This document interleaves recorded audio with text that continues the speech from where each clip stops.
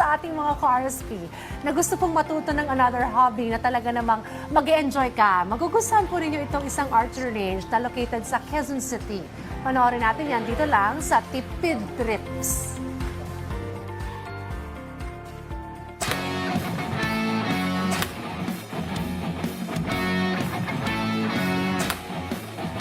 Game ka ba matuto ng panibagong sport?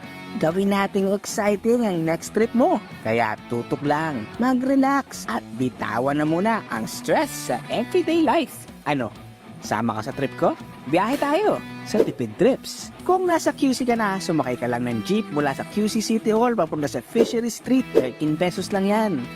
Pagkababa, may mga tropa na tayong tricycle dyan. Say hi at sumakay dahil 25 pesos lang papunta sa Mystic Rose Drive. Sabihin mo lang kay Manong na sa archery ka. And get ready, mag-archery! October 2016 siya nag-open. Ang aim ng DMZ Archery is to spread archery across the country.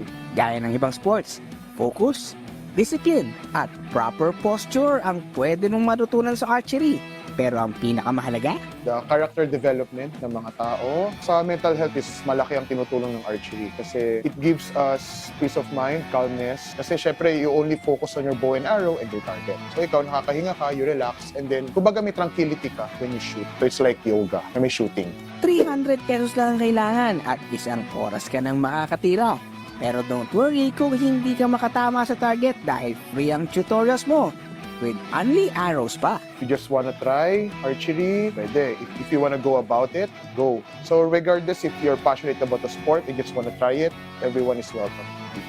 Open from Friday to Sunday mula 11 a.m. hanggang 11 p.m. Kaya sure na enjoy ang trip mo dahil sa total na 338 pesos sa full na sa puso at pasok pa sa budget mo. Always remember na hindi dapat mahal lang mag-enjoy. Sama ka sa biyahe natin sa susunod na Tipid Trips.